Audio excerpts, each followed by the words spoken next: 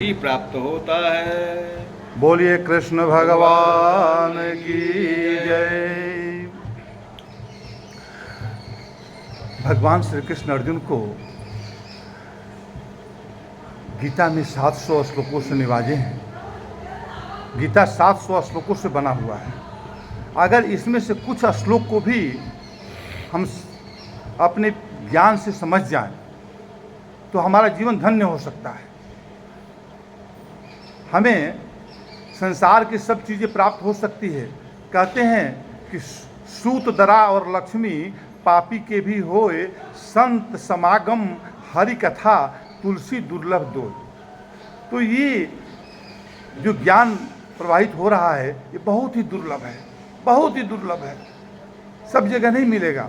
तो इसको जीवन में अगर उतर जाता है तो हमारा मानुष जन्म धन्य हो जाता है। तो यहाँ पर ये बात बता रहे हैं, भगवान श्री कृष्ण कह रहे हैं, थोड़ा ध्यान से इसको समझें। हम कहते हैं कि जो मनुष्य सर्वज्ञ, अनादि, सर्वनियंता, सूक्ष्म से भी सूक्ष्म और सबके धारण पोषण करने वाला, आदित्य की भांति तेजोमय एवं नित्य चैतन्य प्रकाश रूप और अविद्या से परे सच्चिदानंद स्वरूप परमात्मा का स्मरण करता है। परमात्मा का ये विशेषता है। इसको अपने अंदर समाहित करके जब उसको स्मरण करता है, वह भक्ति युक्त मनुष्य अंत काल में जबकि मरने के समय अंत काल में अचल मन से योग बल से भ्रिकुटी के मध्य में प्राण को स्थापित करके उस दिव्य परम पुरुष परमात्मा को प्राप्त हो जाता है। तो जीवन की जो गति है हमारी, तो जैसे कि LIC में बोला जाता है कि जीवन के साथ भी और जीवन के बाद भी, तो ये जो चीज़ें हैं ये जीवन के साथ भी है। हम जीवन में कैसे उसको सुव्यवस्थित ढंग से जीवन को जिए, कैसे परमार्थिक जीवन को बनाएं अपने, और फिर उसके बाद में जीवन के बाद यानी कि अंत काल में भी हम कैसे परमात्मा को अपने जीवन का लक्ष्य बना लें। तो इसके लिए दोनों मार्ग यहाँ पर प्रशस्त हो रहा है। भगवान श्री कृष्ण कहते हैं कि ज्ञानी पुरुष देह त्याग के समय दिव्य परम पुरुष परमात्मा का चिंतन करते हैं। देखिए, हम अंत समय में चिंतन तभी उसी को कर पाते हैं जिस चीज़ को बहुत अधिक मात्रा में हम सहज अवस्था में चिंतन करते हैं।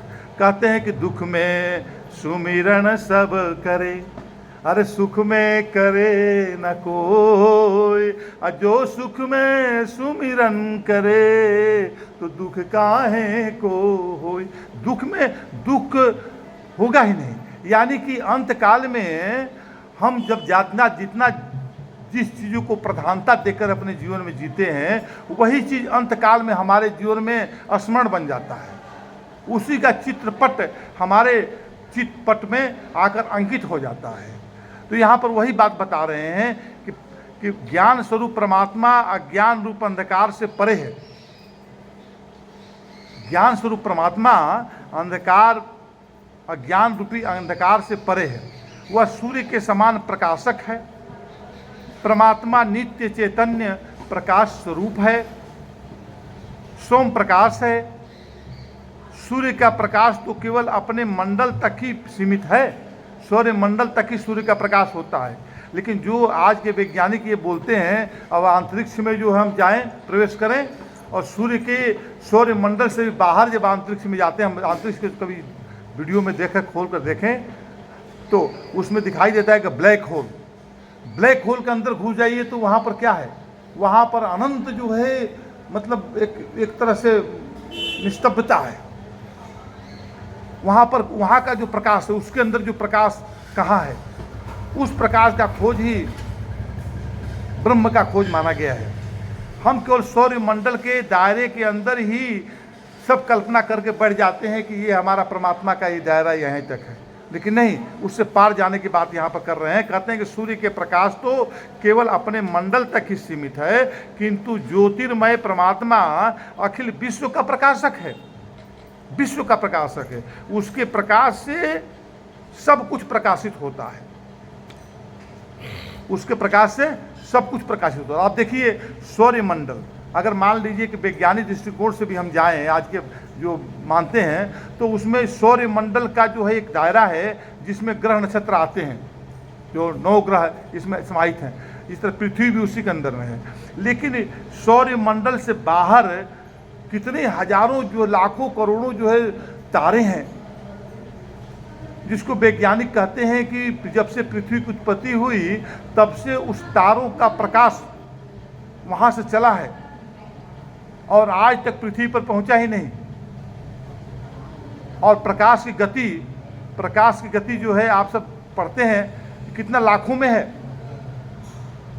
कोई करोड़ों में मानता है कि करोड़ों में प्रकाश का मतलब बोलते हैं, कोई 80 लाख मानता है, कोई बोलता है कि 1,40,000 है, 1,40,000 है।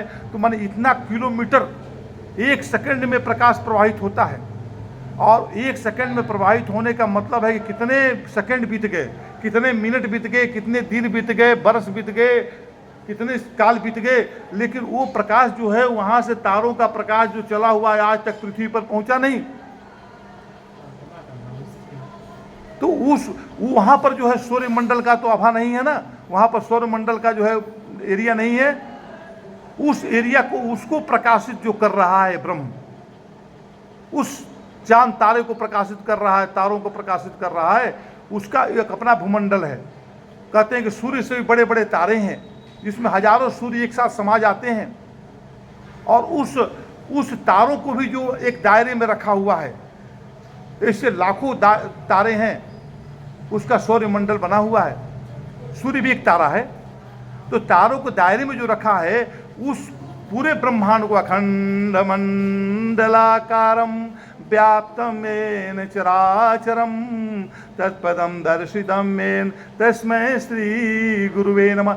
उस अखंड मंडलाकार के अंदर जो जितने समाहित है ग्रह नक्षत्र तारे, उस सबको प्रकाशित कर रहा है। वही बात यहाँ बता रहे हैं। कहते हैं कि परमात्मा का स्वरूप अचिंत्य है, चिंतन से परे है, क्योंकि उसकी महिमा अनंत है, उसे नेत्र और वाणी द्वारा ग्रहण नहीं किया जा सकता।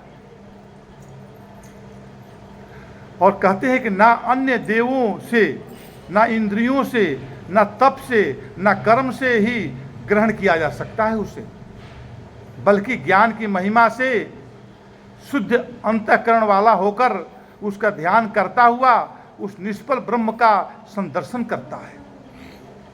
उसको दर्शन प्राप्त हो जाता है।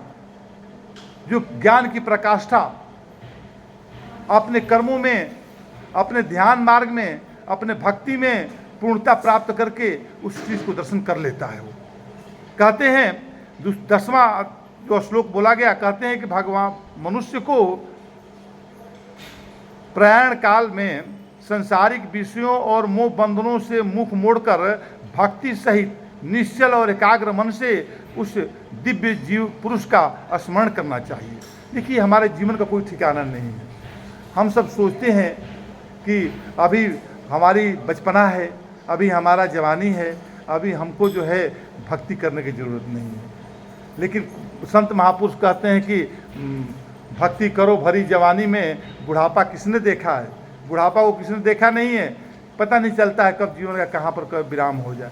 इसलिए हमें हमेशा चैतन्य रहना है। हमें ये नहीं है कि हम परमात्मा के कार्य करते हुए हम संसारिक का कार्यों को, अपने जीवनचर्या को भूल जाएं। अपने उसको भी ध्यान करें, उसको भी अपने जीवन में कर्तव्य को पालन करें। हमारा जो है संसार में जब पैदा हुए हैं तो हमको इस अपने परिवार के प्रति, राष्ट्र के प्रति, समाज के प्रति, खुद अपने प्रति हमारा कर्तव्य है। हमारा अधिकार तब बनता है जब हम अपने कर्तव्य का बोध करते हैं। तो कर्तव्य को अपने जीवन में हमेशा ध्यान रखें, और इसके लिए ही हमें मन में सुव्यवस्थित और उसके अंदर सुरुचि हमारे मन में पैदा हो, तो उसके लिए हमें परमार्थिक कार्यों में अपना ध्यान केंद्रित करना चाहिए।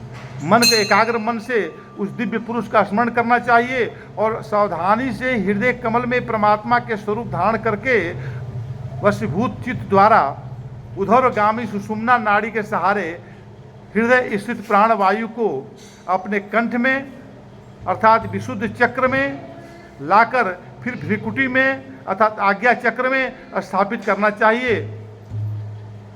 और ब्रह्मानंद भेदन द्वारा प्राण त्याग करना चाहिए। ये जो है योग साधक के लिए मार्ग प्रशस्त किया गया है। तो ये अपने जीवन में जब हम योग साधना में जाएंगे तो उससे गुरु हमको मिलेंगे, वो आपको आज्ञा देंगे, बताएंगे किस तरह से हमें जीवन उसमें जीना है। कहते हैं कि यह क्रिया केवल सिद्धि योगी के लिए ही कर सकते हैं, जो सिद्ध योगी होते हैं उनके लिए ही बताया गया है। कहते हैं कि भागवत भक्त भगवान के स्वरूप का ध्यान, भगवान के गुणों का चिंतन करते हुए शांत और सम होकर सुखपूर्वक प्राण त्याग कर देता है और वे श्रेष्ठ गति को प्राप्त हो जाता है। भक्तों के लिए, ज्ञानियों के लिए मार्ग बताया गया। जो इसमें साधक नहीं है तो उनको कम से कम इतना तो कर सकता है कि वो शांत और सम होकर, सम अवस्था में, शांत अवस्था में सुखपूर्वक प्राण त्याग कर देता है।